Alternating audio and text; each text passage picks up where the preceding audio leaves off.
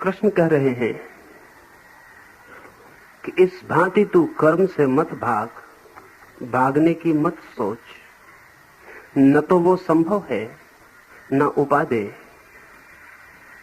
संभव भी यही है, उपादेय भी यही कि तू अनासक्त कर्म में प्रवृत्त हो। इस अनासक्त शब्द को थोड़ा समझें।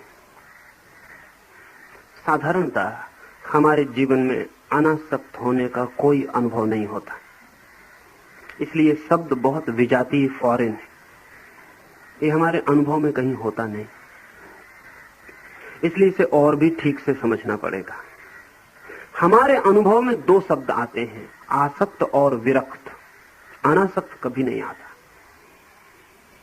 या तो हम किसी चीज की तरफ आकर्षित होते हैं और या किसी चीज से विकर्षित होते हैं। या तो अट्रैक्ट होते हैं या रिपेल्ड होते हैं। सुंदर हुआ कुछ तो आकर्षित होते हैं, कुरूप हुआ कुछ तो विकर्षित होते हैं। सुंदर हुआ तो आसक्ति बनती है मन में पाने की, सुंदर नहीं हुआ तो विरक्ति बनती है मन में छोड़ने की। या तो हम दौड़ते हैं किसी चीज को पाने के लिए और या हम दौड़ते हैं किसी चीज से बचने के लिए। ये दो हमारे अनुभव हैं। या तो हम किसी चीज की तरफ जाते हैं या किसी चीज की तरफ से जाते हैं। बाकी अनासक्ति बड़ी और बात है, इन दोनों से अलग। अनासक्ति इन दोनों का मध्य बिंदु है, द मिडिल पॉइंट। ठीक इन दोनों के बीच में, जहां ना तो अट्रैक्शन काम करता और ना रिपल्सन काम करता। बहुत अद्भुत बिंदु है अनासक्ति का, जहां से न तो हम किसी चीज के लिए आतुर होकर पागल होते और ना आतुर होकर बचने के लिए पागल होते। नहीं, जहां हम किसी चीज के प्रति कोई रुख ही नहीं लेते, जहां किसी चीज के प्रति हमारी कोई दृष्टि ही नहीं रहती, हम बस साक्षी ही होते। अनासक्त का अर्थ है विरक्त भी नहीं, आसक्त भी नहीं। विरक्त होना बहुत आसान है, आसक्ति का ही दूसरा हिस्सा है इसलिए। और जिस चीज में भी हमारी आसक्ति होती है उसमें ही आज नहीं कल हमारी विरक्ति अपने आप हो जाती। आज एक मकान में बहुत आसक्ति है, कल वो मिल जाएगा, परसों उसमें रहेंगे, 10 दिन बाद भूल जाएगा। आसक्ति खो जाएगी, फिर धीरे धीरे विरक्ति आ जाएगी। जिस दिन आपको कोई दूसरा मकान दिख जाएगा आसक्ति को पकड़ने के लिए, उसी दिन इस मकान से विरक्ति हो जाएगी। जिस चीज से भी हम आकर्षित होते हैं किसी न किसी दिन उससे विकर्षित होते हैं। जो चीज भी हमें खींचती है किसी दिन हम उससे हटते हैं। आकर्षण और विकर्षण, अट्रैक्शन और रिपल्सन एक ही प्रक्रिया के दो हिस्से हैं। अनासक्ति इस पूरी प्रक्रिया के पार है, ट्रांसेंडेंट है। इन दोनों प्रक्रियाओं के ऊपर अलग अतीत है। अनासक्त का मतलब कि न हमें अब खींचती है चीज, न हमें हटाती है, न हमें बुलाती है, न हमें भगाती है।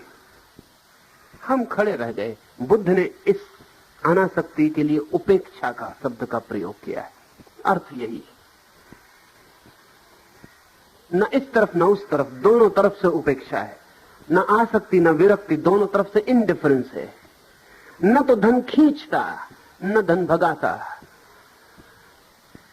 कृष्ण ने अनासक्ति का प्रयोग किया, महावीर ने वीतराग शब्द का प्रयोग किया। राग, विराग, वीतराग। महावीर ने वीतराग शब्द का प्रयोग किया, जहां न राग हो न विराग हो, वीतराग हो, दोनों के पार हो जाए। बुद्ध कहते हैं जहां ना आकर्षण न जहां विकर्षण, उपेक्षा हो, इंडिफरेंस हो, दोनों बराबर हो जाएं। कृष्ण कहते हैं अनासक्ति, जहां ना आसक्ति हो न विरक्ति हो, दोनों ही न रह जाएं। लेकिन आसक्त भी कर्म करता और विरक्त भी कर्म करता। अनासक्त क्या करेगा?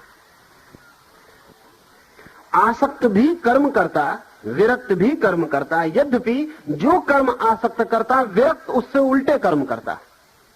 अगर आसक्त धन कमाने का काम करता तो विरक्त धन छोड़ने का, त्यागने का काम करता।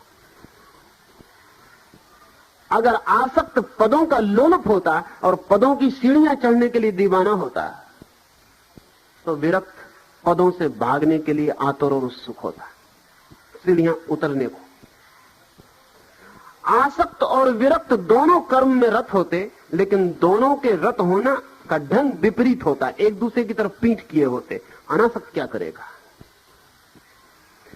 अनासक्त ना तो आसक्त की तरह कर्म करता और ना विरक्त की तरह। अनासक्त के कर्म करने की क्वालिटी बदल जाती, इसे समझ ले। विरक्त क्या काम करने का रुख, दिशा बदल जाती, उल्टी हो जाती। भीतरी चित्त जरा भी नहीं बदलता, कर्म की दिशा प्रतिकूल हो जाती। अगर आसक्त सीधा खड़ा है तो विरक्त शीर्षासन लगा के खड़ा हो जाता, और कोई फर्क नहीं होता। भीतर आदमी वही का वही होता, क्वालिटी जरा भी नहीं बदलती, गुण जरा भी नहीं बदलता, भीतर आदमी वही का वही होता। एक आदमी है, उसके सामने रुपया ले जाओ तो उसके मुंह में पानी आने लगता। एक दूसरा आदमी उसके पास रुपया ले जाओ तो आंख बंद कर लेता और राम राम जपने लगता। ये दोनों एक से आदमी। रुपया दोनों के लिए सिग्निफिकेंट है, महत्वपूर्ण है। हाँ, एक के लिए महत्वपूर्ण है, लार टपकती है, एक के लिए महत्वपूर्ण घबरा के आंख बंद हो जाती। लेकिन दोनों शीर्षासन एक दूसरे के प्रति कर रहे हैं, लेकिन रुपए के मामले में दोनों का गुण धर्म एक है। दोनों रुपए में बहुत उत्सुक है, एक पक्ष में एक विपक्ष में, एक मित्र की तरह एक शत्रु की तरह, लेकिन रुपए के प्रति उपेक्षा नहीं। एक है जो स्त्री के पीछे भागता, एक है कि स्त्री दिखी कि भागा। इन दोनों में बुनियादी गुणात्मक फर्क नहीं है, इनके कृत्य में फर्क है, दिशा का। इनके चित्त में फर्क नहीं है, इनके चित्त का बिंदु, इनके चित्त का ऑब्जेक्ट, इनके चित्त का विषय एक ही है, वही काम वासना, एक पक्ष में एक विपक्ष में।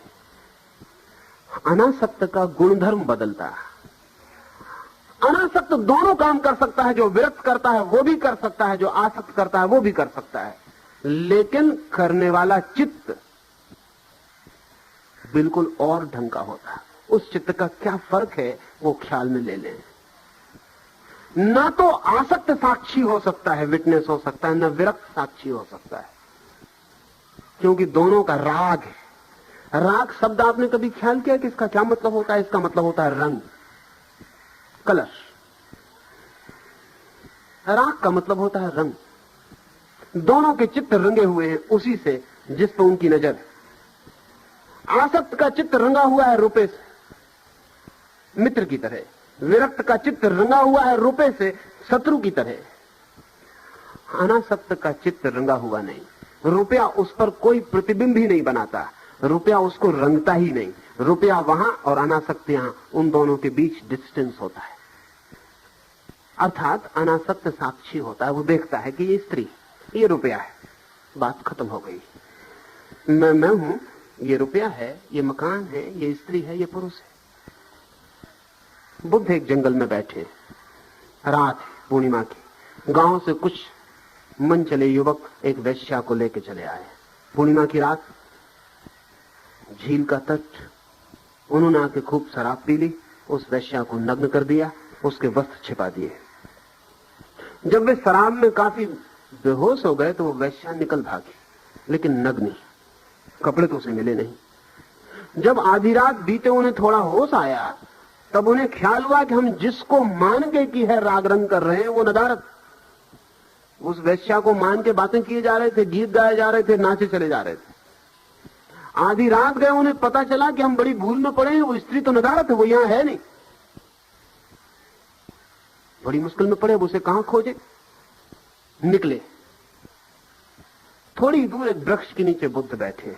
रात, पूर्णिमा का चांद है, वो देख रहे हैं चांद को। यहां तक रास्ता एक ही है, इसलिए स्त्री यहां से तो निकली ही है। तो उन्होंने जाके हिलाया और कहा कि सुनो, एक नग्न स्त्री, सुंदर वेश्या यहां से भागती हुई गई है, जरूर तुमने देखी होगी। बुद्ध ने कहा, तुम मुझे बड़ी मुश्किल में डालते हो, क्योंकि आदमी को वही दिखाई पड़ता है जो वो देखना चाहता है।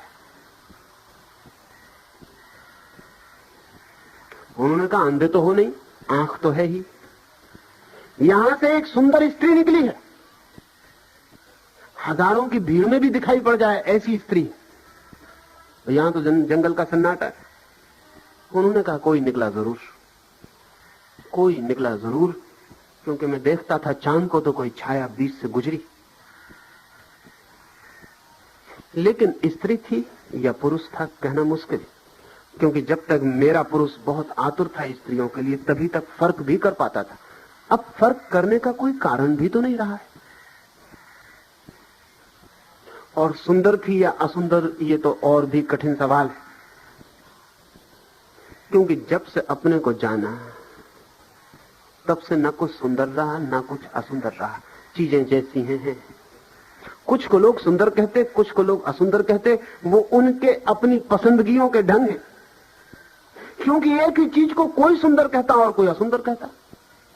जब से अपनी कोई पसंदगी ही ना रही, कोई नापसंदगी ना रही, तो न कुछ सुंदर रहा न कुछ असुंदर रहा। उन्होंने कहा हम भी कहां के पागल से उलझ गए हैं, हम खोजे, इस आदमी से कुछ सहारा न मिलेगा।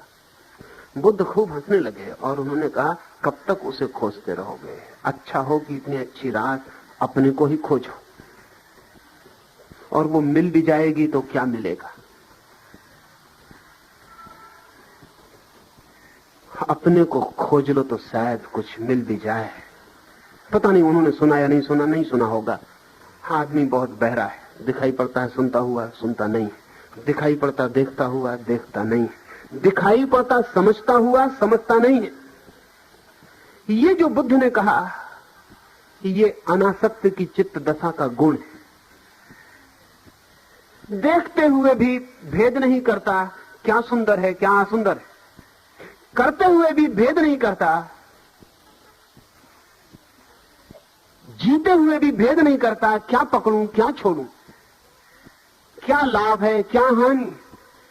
साक्षी की तरह, एक विटनेस की तरह, एक गवाह की तरह जिंदगी में चलता है। राम अमेरिका गए, एक जगह से निकल रहे थे, कुछ लोगों ने पत्थर फेंके और गालियां दी, लौट के बहुत हंसते हुए वापस लौटे। मित्रों से कहने लगे आज तो बड़ा मजा आ गया, राम को आज बड़ी गालियां पड़ी, कुछ लोगों ने पत्थर भी मारे, पिटोगे गालियां खाओगे। लोग कहने लगे किसकी बात कर रहे हैं आप? तो उन्होंने कहा इस राम की बात कर रहा हूं, इस राम की, अपनी छाती की तरफ हाथ करके कहा इस राम की बात कर रहा हूं। आज इन पर काफी गालियां पड़ी, आज इन पर काफी पत्थर पड़े। लोगों ने कहा आप पर ही पड़े ना? राम ने कहा नहीं, हम तो देखते थे, हम तो पड़े नहीं, हम देखते थे, हम साक्षी थे, हम सिर्फ गवाह हैं। हमने देखा कि पढ़ रहे हैं, हमने देखा कि गालियां दी जा रही। तीन थे वहां, गाली देने वाले थे, जिसको गाली दी जा रही थी वो था, और एक और भी था, मैं भी था वहां जो देख रहा था। अनासक्त का ये गुणधर्म। अनासक्त देखता है जिंदगी को, न इस तरफ भागता न उस तरफ भागता, और परमात्मा जो ले आता है जिंदगी में उसमें से चुपचाप साक्षी की भांति गुजर जाता है। इसलिए कृष्ण ने उल्लेख किया जनक का, और कृष्ण जब उल्लेख करें तो सोचने जैसा। कृष्ण ने उल्लेख किया जनक का कि जनक जैसे ज्ञानी, और अर्जुन तू तो इतना ज्ञानी नहीं है, उनका मतलब साफ है। वो ये कह रहे हैं कि तू तो इतना ज्ञानी नहीं है कि तू वैराग्य की बात करे। जनक जैसा ज्ञानी भी छोड़ने को भागने को आतुर न हुआ। जनक जैसा ज्ञानी चुपचाप वहीं जिए चला गया जहां था। तो क्या था सूत्र जनक का? सूत्र था अनासक्ति योग। सूत्र था जहां हमें दो दिखाई पड़ते हैं वहां तीसरा भी दिखाई पड़ने लगे। The third force. दो तो हमें सदा दिखाई पड़ते हैं, तीसरा दिखाई नहीं पड़ता। विरक्त को भी दो दिखाई पड़ते हैं, आसक्त को भी दो दिखाई पड़ते हैं, मैं और वो जिस पर मैं आसक्त हूं। विरक्त को भी दो दिखाई पड़ते हैं, मैं और वो जिससे मैं विरक्त हूं। अनासक्त को तीन दिखाई पड़ते हैं, वो जो आकर्षण का केंद्र है या विकर्षण का, और वो जो आकर्षित हो रहा है या विकर्षित हो रहा, और एक और भी जो दोनों को देख रहा। ये जो दोनों को देख रहा है, अर्जुन से कृष्ण कहते हैं तू इसी में प्रतिष्ठित हो जा। इसमें तेरा हित तो है ही, तेरा मंगल तो है ही, इसमें लोक मंगल भी है। क्यों? इसमें क्या लोक मंगल है? ये तो मेरी समझ में पड़ता है कि आपकी भी समझ में पड़ता है कि अर्जुन का मंगल है। अनासक्त कोई हो जाए तो जीवन के परम आनंद के द्वार खुल जाते। आसक्त भी दुखी होता है, विरक्त भी दुखी होता है। आसक्त भी सुखी होता है, विरक्त भी सुखी होता है। बुद्ध ने कहा है, जिसे हम प्रेम करते हैं वो आ जाए तो सुख देता है, जिसे हम घृणा करते हैं वो चला जाए तो सुख देता है, जिसे हम घृणा करते हैं वो आ जाए तो दुख देता है, जिसे हम प्रेम करते हैं वो चला जाए तो दुख देता है। फर्क क्या है? बुद्ध ने पूछा है। दोनों ही दोनों काम करते हैं।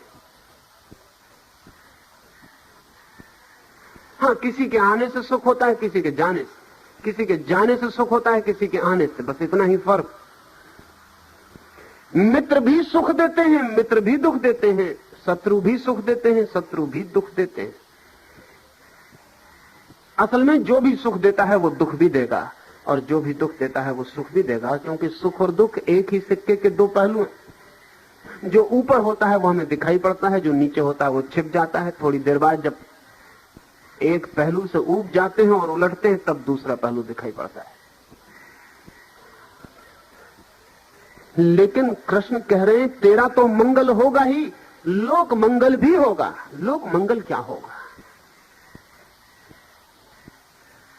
सबका मंगल क्या होगा? असल में जो आसक्त हैं वे भी, और जो विरक्त हैं वे भी, जगत को आनंद के मार्ग पर ले जाने वाले नहीं बनते हैं। नहीं बनते हैं दो कारणों से। एक तो जो स्वयं ही आनंद के मार्ग पर नहीं है, उसके जीवन से किसी को भी आनंद नहीं मिल सकता, क्योंकि हम वही दे सकते हैं जो हमारे पास है, हम वो नहीं दे सकते जो हमारे पास नहीं। दूसरा, जो व्यक्ति जितना आसक्त या विरक्त होकर कर्म में लगता है उतना ही तनाव, उतना ही टेंस उसका व्यक्तित्व होता है। और ध्यान रहे, हम करीब करीब ऐसे ही हैं जैसे कोई पानी में एक पत्थर फेंके। झील है, एक पत्थर फेंक दिया तो पत्थर तो झील में थोड़ी देर में नीचे बैठ जाता है, सतह में, भूमि में बैठ जाता है, लेकिन पत्थर से उठी लहरें फैलती चली जाती, दूर अनंत किनारों तक फैलती चली जाती। ठीक वैसे ही जब भी हमारे चित्त में जरा सा तनाव उठता है तो हम मनुष्य के जीवन के सरोवर में तरंगें पैदा करते हैं। फिर चाहे हमारा तनाव चला भी जाए, वे तरंगें फैलती चली जाती, वे न मालूम कितने लोगों को स्पर्श करती और न मालूम कितने लोगों के जीवन में अमंगल बन जाती। सिर्फ अनासक्त व्यक्ति के भीतर से तनाव की, चिंता की, दुख की, पीड़ा की विकृत तरंगें नहीं उठती हैं। सिर्फ अनासक्त व्यक्ति से जो तरंगें उठती हैं वे सदा मंगलकारी। इसलिए लोक मंगल, लोक मंगल यहां बहुत ही गहरे अर्थों में कहा है। हम 24 घंटे अपने चारों तरफ रेडिएट कर रहे हैं, जो भी हमारे भीतर है वो रेडिएट हो रहा है, वो विकिरणित हो रहा है, उसकी किरणें हमारे चारों तरफ फैल रही। हर आदमी अपने चारों ओर प्रतिपल उसी तरह लहरें उठा रहा है जैसे पत्थर फेंका गया झील में उठाता है। हम कल समाप्त हो जाएंगे, लेकिन हमारे द्वारा उठाई गई लहरें अनंत है, वो कभी समाप्त ना होंगी, वो चलती ही रहेंगी। वो कभी दूर तारों के निवासियों को भी छुएंगी। अब वैज्ञानिक कहते हैं कोई 50,000 तारों पर जीवन है। अभी तक उन्होंने कोई 4 अरब तारे खोज निकाले। जीवन वहां समाप्त नहीं होता मालूम पड़ता। हमारी सामर्थ्य चुक जाती है उसके आगे, उसके आगे, उसके आगे। एक एक व्यक्ति से जो तरंग उठती है वो उठती ही चली जाती है। व्यक्ति कभी का समाप्त हो जाएगा, उसके द्वारा उठाई गई तरंगें अंतकाल तक उठती रहती हैं, अनादि अनंत। कृष्ण कह रहे हैं कि जो अनासक्त चित्त है उसके भीतर जो गुण परिवर्तन होता है, उससे जो तरंगें उठती हैं वे बिल्कुल बिना जाने परोक्ष चुपचाप लोगों के जीवन में मंगल की वर्षा कर जाती। तो तू लोक मंगल के लिए भी अनासक्त हो जा। अपने लिए तो अनासक्त होना उचित ही है, आनंदपूर्ण ही है, औरों के लिए भी आनंदपूर्ण है तू। इसलिए जैसे जनक और सब जानने वालों ने जीवन से भागने की कोई चेष्टा ना की, तू भी मत भाग। भागने से कभी कोई कहीं पहुंचा भी नहीं, भागने से कभी कोई रूपांतरित भी नहीं हुआ है, भागने से कभी कोई क्रांति भी घटित नहीं होती। क्योंकि भागते केवल वे ही हैं जो नहीं जानते हैं। जो जानते हैं वे भागते नहीं, रूपांतरित करते हैं, स्वयं को बदल डालते हैं। विरक्ति, भागना है आसक्ति से। और एक बात और इस संबंध में, फिर हम दूसरा सूत्र ले। जो आदमी आसक्ति में जिएगा उसके मन में सदा ही विरक्ति के ख्याल आते रहेंगे, आते ही रहेंगे, क्योंकि जिंदगी पोलर है, ध्रुवी है। यहां हर चीज का दूसरा ध्रुव है। यहां बिजली का अगर पॉजिटिव पोल है तो नेगेटिव पोल भी है। यहां अगर अंधेरा है तो उजेला भी है। यहां अगर सर्दी है तो गर्मी भी है। यहां अगर जन्म है तो मृत्यु भी है। यहां जीवन में हर चीज का दूसरा विरोधी हिस्सा है। तो जो व्यक्ति आसक्ति में जिएगा उसको जिंदगी में हजारों बार विरक्ति के दौर पड़ते रहेंगे, उसको विरक्ति का फिट आता रहेगा। आप सबको आता है। कभी ऐसा लगता है सब बेकार, सब छोड़ दो, घड़ी भर बाद दौर चला जाता है, सब सार्थक, फिर सब में लग जाते हैं। जो लोग विरक्त हो जाते हैं उनको आसक्ति के दौर पड़ते रहते हैं, उनको भी पड़ते रहते हैं, उनको भी फिट आते हैं। जो आश्रम में बैठ जाते हैं उनको भी एकदम से ख्याल आ जाता है सारी दुनिया सिनेमा गृह में बैठी होगी और हम यहां बैठे। जो मंदिर में बैठते हैं उनको भी ख्याल आ जाता है कि पड़ोसी दुकान पे पहुंच गया हो, हम यहां क्या कर रहे हैं। जो आसक्त है उसकी जिंदगी में विरक्ति बीच बीच में प्रवेश करती रहेगी। जो विरक्त है उसकी जिंदगी में आसक्ति बीच बीच में प्रवेश करती रहेगी। असल में जिस हिस्से को हमने दबाया और छोड़ा है वो असर्ट करता रहेगा, वो हमला करता रहेगा। वो कहेगा मैं भी हूं, मुझे भी थोड़ा ध्यान दो। लेकिन सिर्फ अनासक्त व्यक्ति ऐसा है जिसकी जिंदगी में दौरे नहीं पड़ते, क्योंकि न वहां विरक्ति है न वहां आसक्ति है। इसलिए दौरे पड़ने का कोई उपाय नहीं। दौरा विपरीत का पड़ता है, वहां अब कोई विपरीत ही नहीं है, नॉन पोलर है।